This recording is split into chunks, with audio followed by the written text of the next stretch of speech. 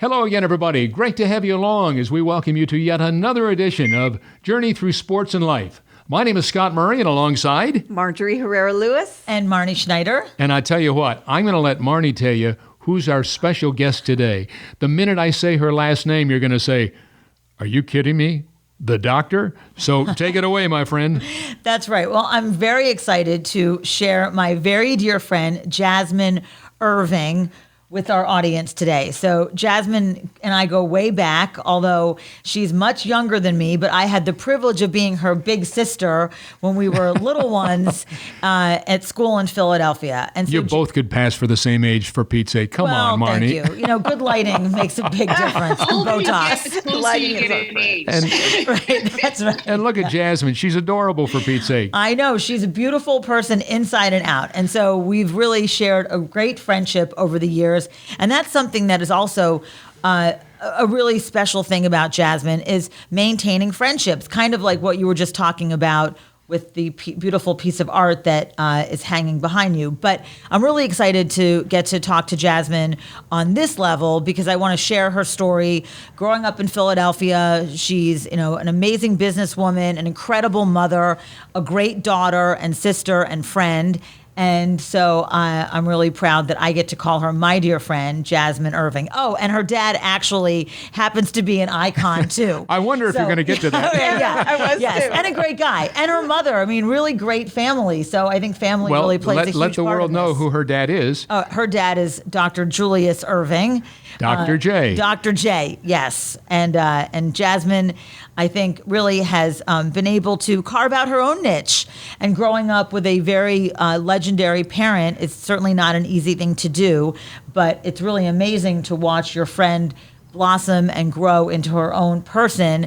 And so Jazmin's certainly been able to do that. Well, you both have that Philadelphia connection. And for people that might not have been a part of this show in the past, we should tell them that your grandfather was the former owner of the Philadelphia Eagles in the National Football League. So you were in Philly as a football fan. And right now, Jazmin, her dad was the iconic, one of the greatest basketball players in the history of the NBA, also in the great city of Philadelphia with the Sixers, Philadelphia 76ers, and Dr. J was her dad. So we've got to take a quick break, but we just want to say hello to you. Welcome. How are you? Well, thank you. Hello. I'm very happy to be here. Happy to be here with my sister Marnie, Philly in the house. Right. That's right. We're representing. Yeah, this is exciting. So really pleasure to meet all of you. Well, we're based in Dallas, Texas, and of course Marnie, as you heard, is from Philadelphia, as is Jazmin, but she's in California today, so we're going East Coast to West here today. So this is good stuff, and we're going to be back with our wonderful anticipated interview with the one, the only, Jazmin Erving, right after this as we continue this edition of Journey Through Sports and Life.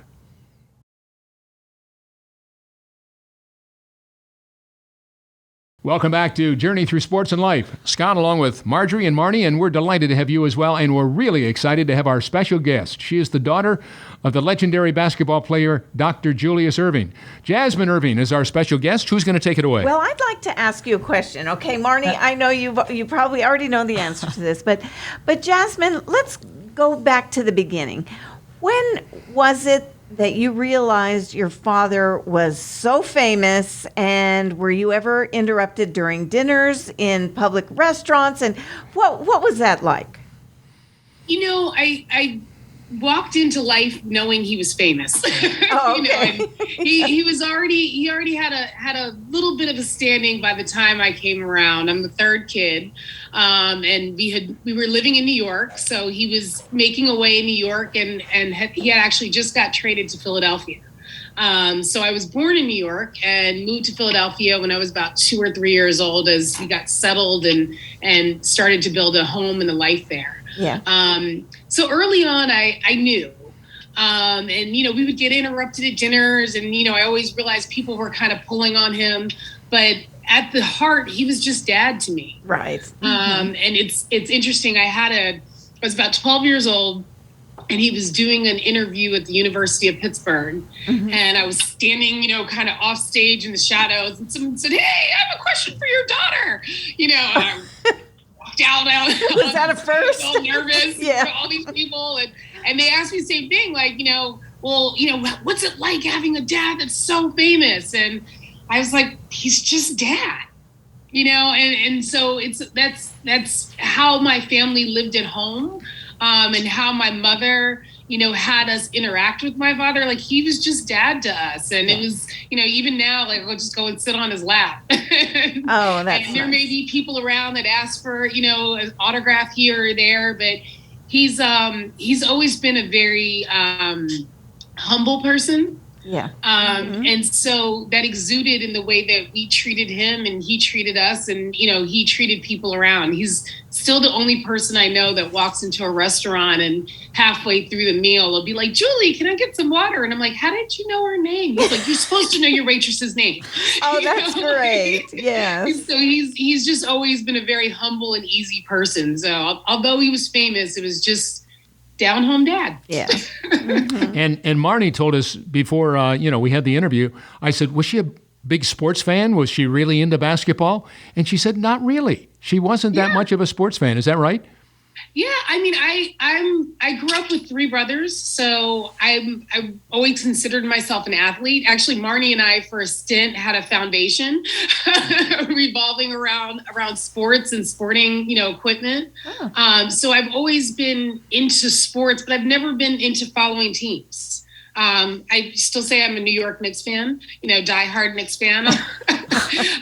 But I've never really been into teams. I'll go to a game, I'll watch a game, but I've just never been into following it and noting all the players and the stats. But when a good game is on, I'm just as loud as the guys are. So How about playing sports? Oh yeah, I played sports off there. Well, the school that Marnie and I went to, we went to a school that used to be an all-boys school. Oh. So it was highly focused on sports, and we had to play sports three trimesters a year. So growing up, we played everything. I mean, we played basketball, lacrosse, tennis, swimming. We did a little bit of everything, ran track. So I still, consider myself athletic and play. My daughter, she's like, I want to play basketball, but that means she actually has to get up and go outside and play. In theory, she wants to. You find out very quickly how serious they are or not. For her. So yeah, I've always been an athlete, but never gung ho. That's my mission in life kind of person. Yeah. Just You were a great athlete though in high school, Jazmin. I mean, you were a great basketball player. You did really well. I know that our teachers and coaches at Episcopal were, they got a lot of bragging rights about having you on their team because you were so great. I mean, you certainly I call knew. it my Al Bundy days. Like, I was the captain of my high school basketball team. Right. So she got the gene, did she? She's very athletic. She got the she's gene. Downplaying it a little bit. Jazmin, she's a very athletic, but she, driven. But that's the other thing too, is that the athleticism is there, but the drive is there too. So I think that they go hand in hand. You could be really athletic, but if you don't have that grit and determination, it's not going to necessarily get you anywhere other than, being able to kind of, be cool on the courts or be cool on the field, but when you have the grit and another thing about your family is your dad was traveling a lot, but your mom played a huge role, which we want to get to, about the role that your mother played in really being an incredible advocate for her kids, because when your dad is traveling all the time for business, if you don't have a great parent at home, things tend to get a little crazy, but your mom really kept everything pretty tight. Yeah, point. I have one now. And two, I have a daughter and then I have two bonus boys. And I say to her now, like, I get it. Oh, yeah. I'm like, how did you manage four of us? Yeah. So did you have, as an athlete yourself, additional pressure because of the name? The school that we went to, I had been there since kindergarten, went kindergarten through 12th grade. So I didn't necessarily feel pressure like coming in new. I mean, like Marnie said, the coach was like, oh, I got Dr. Hayes' daughter on my team. And then when I went to college, I went to an all-girls college. Oh, you did? And so I was like, yeah, I'm not playing sports here. Like, I need to be, if I'm going to do it, it needs to be rough and rugged. I don't want to play for the all-girls team. So no, not, in sports, not really. I think in life, it is different than in sports. And in life, there's, definitely expectations that people have. Living in California, you kind of blend in a little bit more, but living in Philly and you have the last name Erving and people are like, wait, hold on a second. Oh, I would imagine. Not a lot of you around. So yeah, people have expectations and, people have, I always say that people have fantasies that they live when they, know of other celebrities. And yeah. I often get the question of like, how's your dad doing? And I'm like, he's great. And my mom is great too. Yeah. I tell you what, Jazmin, you talk about your dad being very humble. You come across, just in the short time we've been in this interview, is most humble and just very down key than most people, which good for you. So my question to you is now, what is it that you learned from your mom and from your dad as you progressed and you didn't get into sports? Like one of the interviews that we've got coming up is one of the greatest basketball players in the history of the game, as far as women goes. Nancy Lieberman is going to be another guest of ours in the weeks ahead. I just wondered what you're doing now and what it is that you might have learned from mom and dad as a youngster growing up, and then what you do day to day right now. Certainly you're a mom, and that's most important. But did you have other jobs along the way that you were involved with, or what was your degree in college? The most important thing that both of my parents have taught me is just how to treat people. All right. And I think that was kind of the underlying thing in everything that they've done. My dad has always been very involved in philanthropic work. My mom, same thing. She's always my mom was the mom that had food on the table for all the kids in the neighborhood. Oh, that's fun. It was always a grouping at our house. Everybody just come over and it was open doors and bring people in. And, I learned mostly from them is how to treat people. So early on, I started out just even in high school and the school that we went to, again, referencing back to Marnie, they were big in philanthropy. And so starting out, my high school project was working at a special needs school down the street. We would have, your volunteer hours that you could do. We worked at Wildwood College. And so early on, I wanted to go into education and working with kids. And I studied psychology in college and realized that that's not the path for me. I wanted to be an entrepreneur.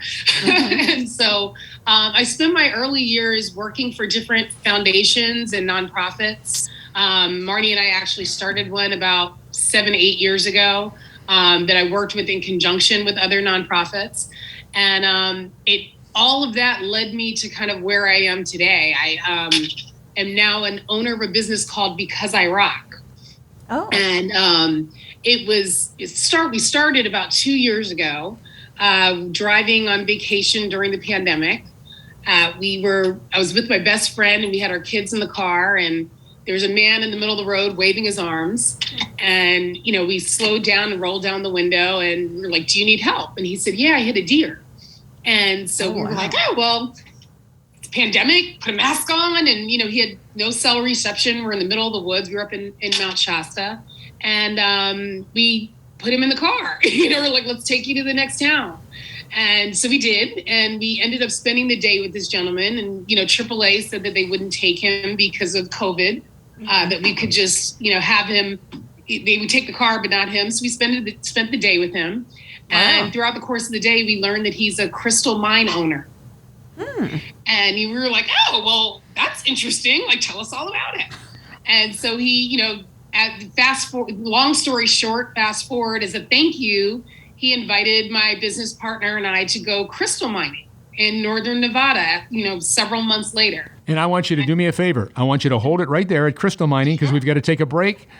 Unbelievable story. Stand by. We're with Jazmin Erving. She is the daughter of the NBA Hall of Famer, Dr. Julius Erving. We're back with more Sports and Life as we journey through on this Friday afternoon. Be right back.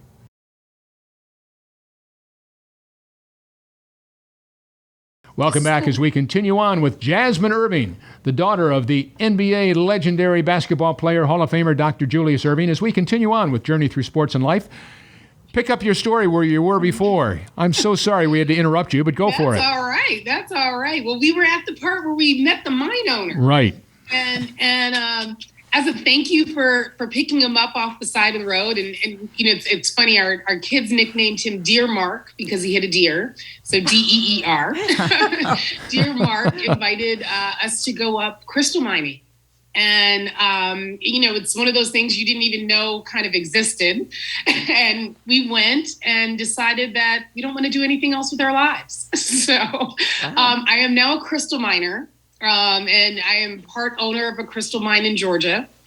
And our business is bringing crystals right from the mine directly to people, and really in that lane of giving back. We met him from giving, doing something altruistic as far as picking him up. Right. And, in the crystal world, it's all about energy and healing and giving to people. So we do a lot of events. Like we just did one at Boys and Girls Club, where we bring all the kids in and, give them the experience of learning what it is to, mine crystals for themselves. So while we do have a business that we do parties and we sell kits and all of that, a big part of it is, bringing that love and joy to other people and giving back.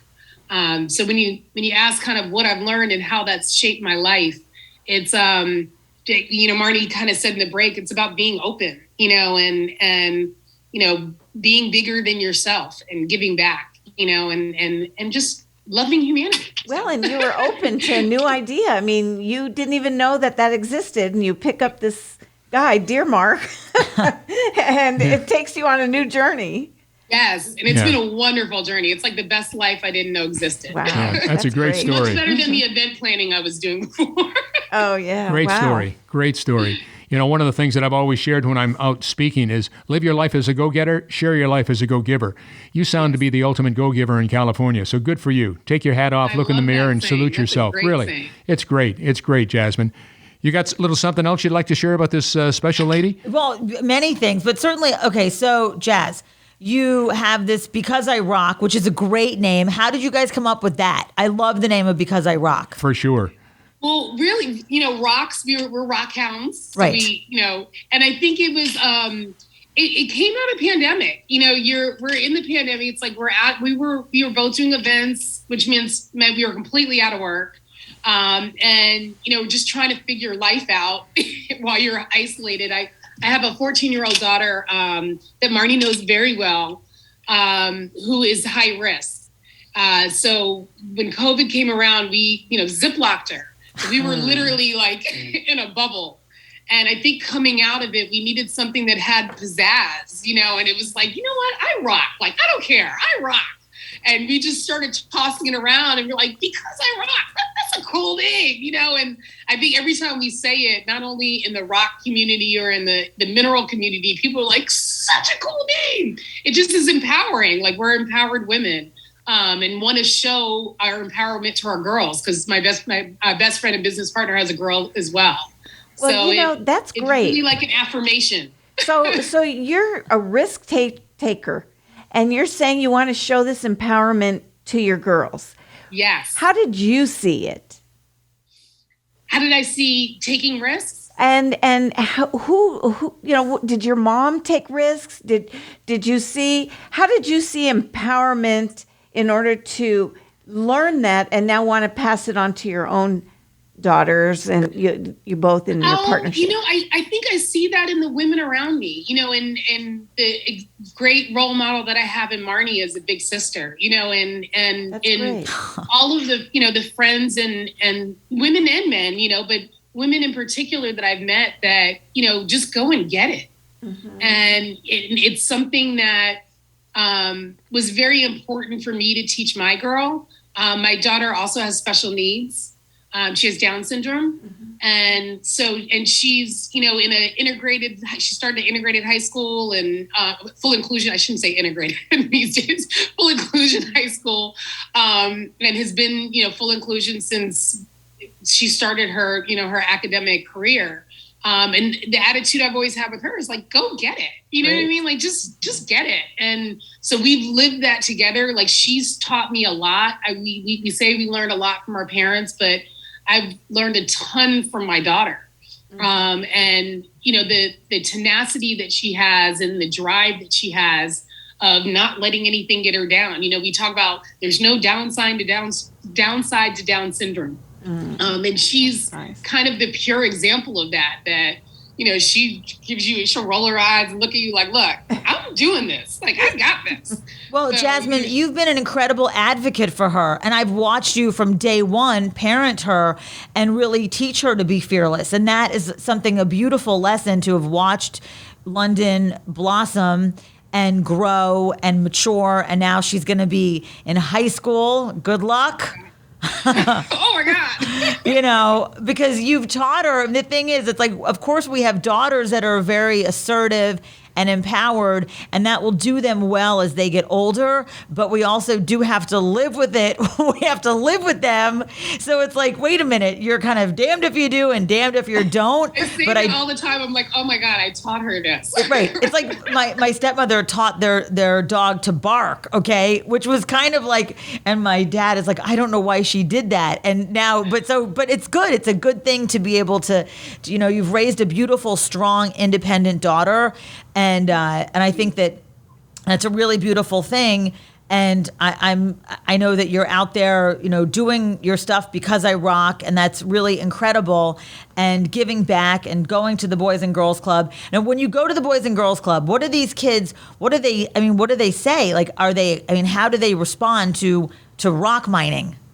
It's so interesting because it's regardless of if they're the young kids at Boys and Girls Club or like older people at a fancy party, everybody has the same reaction that who does this? It's such a new concept, and we quite often have one or two people cry as they're doing it. Because our whole thing is we're bringing you a rock still covered in millions of years of mud, and you're the first person to see it. So it's like this spiritual experience that you have. And even the young kids are like, this is just so, they grow like this, because we show them like, we don't touch them, we don't tumble them, we don't polish them. This is how they grow. And it gets them interested not only in rocks and mineralogy. We have a couple like, I want to study this now, and now I'm going to become a geologist or a mineralogist. We also touch the people in the holistic way, is they feel something like, this one feels good, I like crystals, because most 10, 12-year-old, especially girls, love crystals. So for them to see them at their origin, it's kind of life-changing, and for us it was definitely life-changing when we went up there on the mountain. But when we do these events in different spaces, we get that reaction time and time again of like, wow, it makes you feel small. So is Dear Man still involved, or do you keep up with him? Does he have any connection to this? You said it's who? I'm sorry? The Dear Man? Oh, Dear Mark. Or Dear Mark. Dear Mark. Yeah, Dear Mark. No wonder you didn't know what I meant. Yeah. Dear Mark is like a brother to us now. So we go on mining trips with him. Okay. So rent he's still houses, involved. And we have a whole mining family. We're partners with his business partner. We're now partners in the mine with him. We talk to Dear Mark all the time. Okay. Yeah, I was listening, wondering, well, what happened to the guy that introduced it? Dear Mark is there. And actually every package that we sell from our website, we put the story of Dear Mark in there. Oh, that's very cool. He was our inspiration. Mm-hmm. So, yes. So I think for our listeners, they're really going to pick up on the enthusiasm of Jazmin. So listening to you speak certainly now about Because I Rock, or your family and your mom and your daughter, it's really amazing. So I get to see you on, right now I'm looking at you, but I think that people that are listening are really going to enjoy hearing you describe the excitement of what happens when you share something with somebody else. And so that's always been something about you. I think that having enthusiasm about life is something that, in particular, you really have that. So where do you think that came from? Like, what is that? Because it's unique, Jazmin. It's a very unique thing. Usually people are like pretty chill or whatever, but like when you tell stories, it's always so exciting to hear about it. So give us a little insight into that. It's funny because I actually had this conversation with my boyfriend a couple of weeks ago. I experienced a lot in life. I lost a brother when he was 19. I've, had a lot of ups and downs as far as friendships and relationships and, employment, jobs and dreams and so forth. And what it taught me is that every day is new, and you not only to appreciate every day that's passed, but to find the joy in every day that's new. We're not guaranteed tomorrow.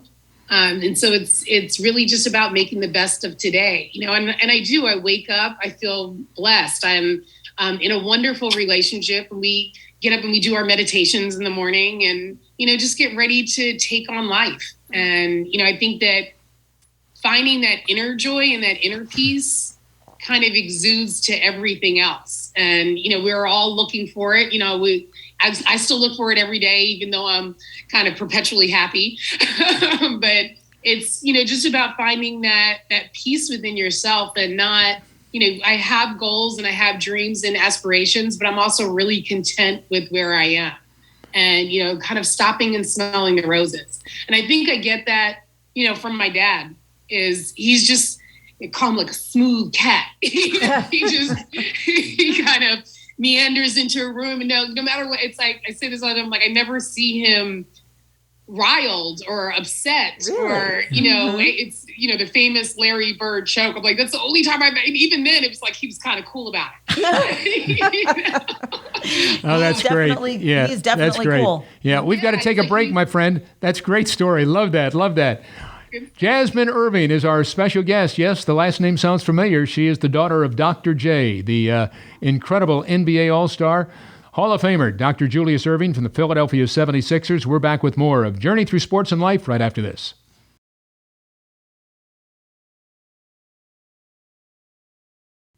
Welcome back to Journey Through Sports and Life. Jazmin Erving, our special guest. Marnie, take it away. All right, so Jazmin, let's talk about your new relationship. Your dad, in a really circuitous path, played a role in it because he had invited you to something and you decided that you were going to use that venue that he was presenting to you, not as a place for you to kind of stay and camp out in, but to use it for your business.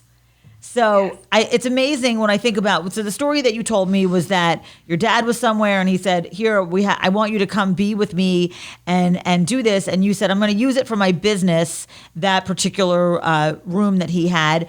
And because of that, that's how you met the love of your life. And so it's really amazing. So does your dad, have you thanked him for that? I mean, how does, so you say, without this, I never would have, we would not have been here. So how does maybe you can share. What happened? The event was in Vegas. And so I told him, I was like, we went to Vegas and won the jackpot that year.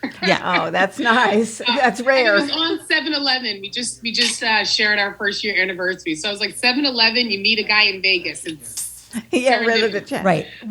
Yes. And he actually shares the same name as my brother that passed away. Oh. So it was like extra serendipitous. And it's funny, his father is Willie Tyler, who I'm not sure if you know by name, but is a famous ventriloquist. Oh. And so if you Google him and look him up, you'd be like, oh, I know that guy.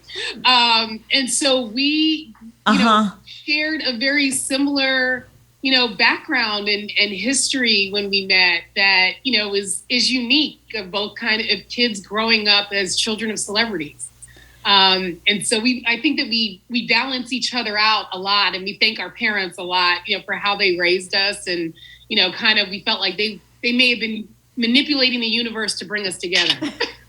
Definitely so. I do think, growing up and having parents or family members that are very well known and high profile, people think it's easy. People think, right? Don't people, Jazz, it must have been so easy. You can go to all the games and you get all that stuff and whatever else. And there's so many other things that go along with that it's not easy. In fact, a lot of my friends have said, I think my life has been, or their lives have been easier than mine in some ways because of some of that trauma that we go through that people don't perceive it. So, I think that coming out on the other side of it, and you're right, you're definitely had your family angels looking out for you, putting you together with somebody who can really commiserate with some of the stuff that was not so pleasant. But what were some of the but there were some pleasant things. So what do you think, because I know our audience, like what was something really fun that you got to do as a result of having a dad who was an incredible athlete and accomplished person?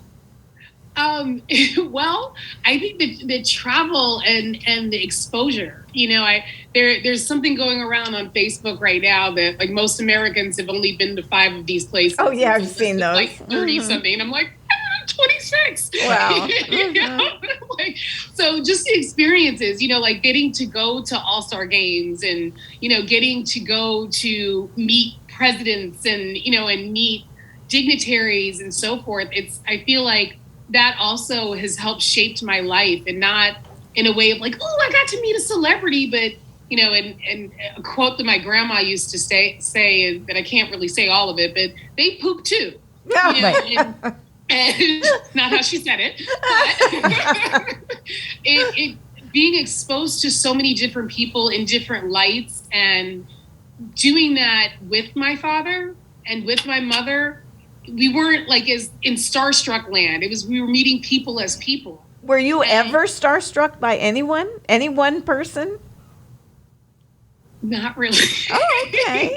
And I think it was also just because I had met so many people as a youngster that they were never a celebrity to me. They were popular. Mm-hmm. It was like, oh, they're popular and that's really cool and people like them, but like, I don't really like that guy. There's several celebrities that I met, but I'm like, I don't like them. And I don't know why people like them, mm-hmm. Because they're not nice people. And I kind of lifted that veil of, the stardom. Mm-hmm. I think one of the people that I held dearest that I met was Maya Angelou, who's a good friend of my mother's. And, I cherished the times that I spent with her and the conversations that I had with her.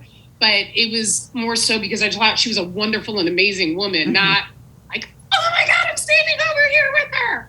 So it just, I kind of feel like I've always met people in a different lane that allowed me to see their humanity and not the stars and stripes and all the whistles.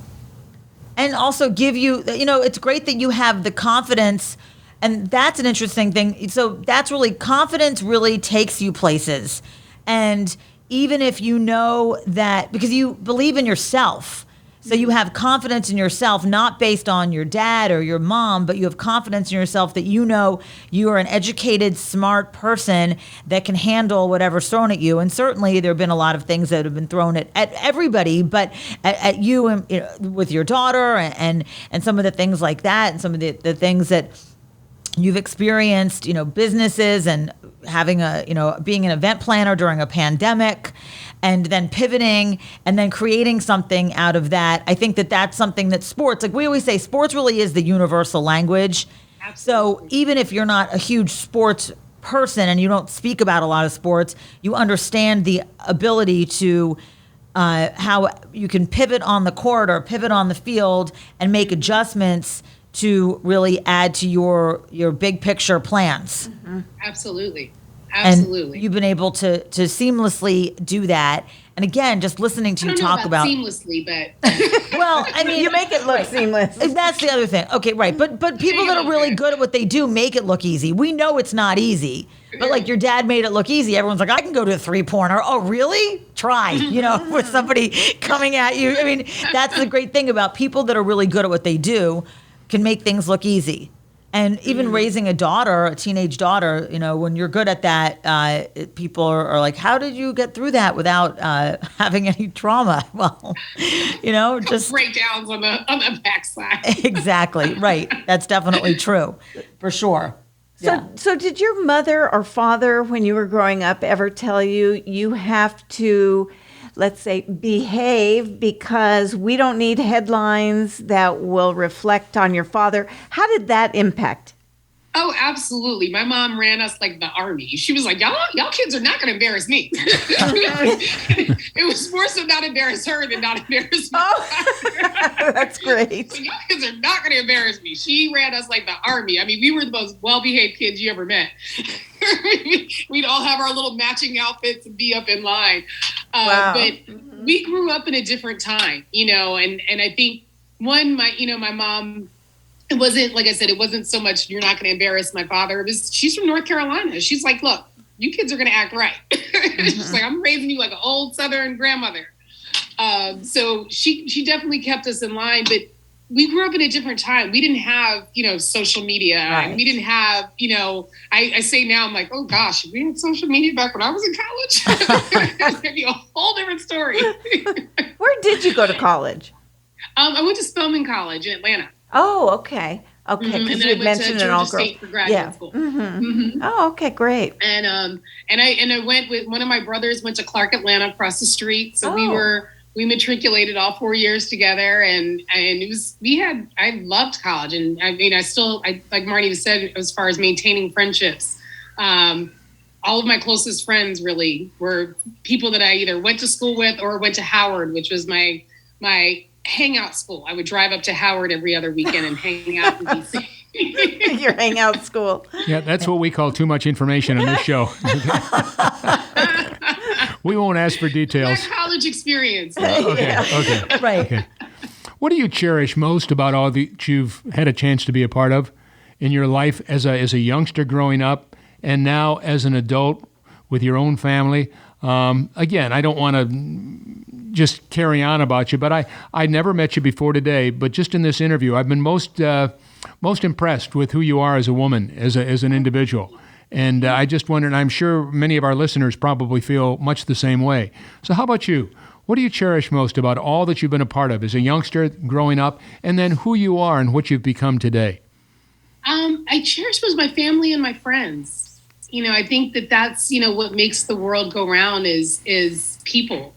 And, we can have things, we can lose things. You can aspire to have more things, but it's the people that really are day to day. It's, being able to call my best friend up in the middle of the night and just be like, I need to talk, or taking a call from her, she needs to talk, or, I live here in LA with two of my brothers. And his youngest is going away to college this year. So we're going to miss our, Sunday family night dinners.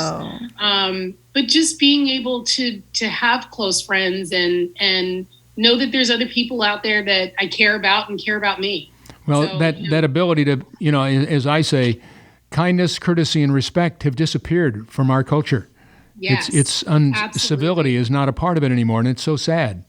It's, my best friend laughs at me because I have the thing with the shopping carts at the supermarket of people that don't put shopping carts back, and it like pisses me off. Oh yeah, same with me. Because I think it says so much about you as a person. Yeah. That like you don't 2 seconds to put the shopping cart back. Or the people that don't pack their own groceries, which is a whole nother thing. But like you said, just humanity is holding the door open for somebody and helping somebody that is just standing there. You're not doing it for accolades. You don't reach up. I'm tall, so I go to the supermarket and somebody's reaching for something tall, and I'm like, can I help you? And it's. I think it's those little things that I appreciate when I see that with other people, and then things, that I try to teach my daughter is like, stop and look around sometimes. Like, don't always keep a laser focus and be me. Sometimes there's other people around that, could use a smile, or could use just a hand. That's so true. Humanity. So true. Yeah, absolutely. Absolutely. You're totally spot on. You're totally spot on. So, Jazmin, we got about 2 minutes before the break. Well, Go ahead. okay, so Episcopal, you definitely are the embodiment of that. So, esse quam videre. All right? To be rather than to seem to be. Exactly. So, we had that lesson. I think that, and that's something, and that's, by the way, that's the state motto of North Carolina. Oh, is it? It is. I didn't know that. Yeah. That's kind of awesome. Mm-hmm. Hey. It is. So, the state motto of This North is Carolina. our school motto. Right. So esse quam videre, to be rather than to seem. And it sounds pretty simple, but it's really not. And I think that, you certainly have represented that. So to be rather than to seem, how do you tell your daughter, you just kind of glimpsed on it a little bit, but how do you tell your daughter to do that? Like, how would you describe to somebody who doesn't have any manners really or any civility, what is one thing they could do to be civil to somebody else? I think by taking action, especially out here in LA, there's a lot of to see rather than to be. Yes, that is definitely true. There's a lot of that out here. So it's about, like I said, stopping and taking a look around you and, seeing people. I started with saying that my father is one of the only people I know that remembers the waitress's name halfway through dinner. It's seeing people and not using people as utility. It's actually, remembering a name. And I'm horrible with names, but I always want to make people remember that I see them. Like, wait, I don't remember your name, but I do remember that, this is what happened and the way that you made me feel. So, there's a saying that says people will remember the way that you made them feel. Right. And absolutely. It's an important thing to teach our kids is, make people feel good. It sure is. It sure is. Jazmin Erving, our special guest. Final thoughts here on Journey Through Sports and Life right after this.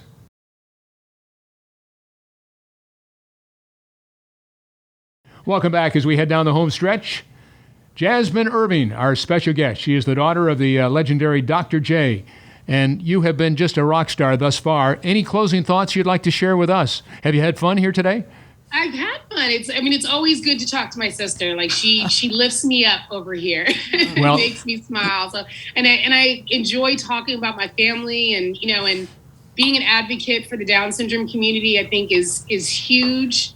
Welcoming people into the crystal world with Because I Rock. You can find us at becauseIrock.com. Or our Instagram is because_I_rock. And check out some of the fun things that we're doing. But I just, I encourage people to live their life, and live authentically, and just be a good human. In these days, I think that message needs to go out to other people is be a good person, and take a moment to appreciate everybody around you. I think my friendship with Marnie over these, we only graduated, 25 years ago, is a testament to, it's our parents and her grandfather and my father were friends. It comes down through generations is that when you treat people well and you develop good relationships, that it brings you, around the world. So it really is amazing. Sustaining friendship, sustaining anything is difficult. So that is something and I'm so grateful, as are you, to the people that have stuck around us and continue to be our friends.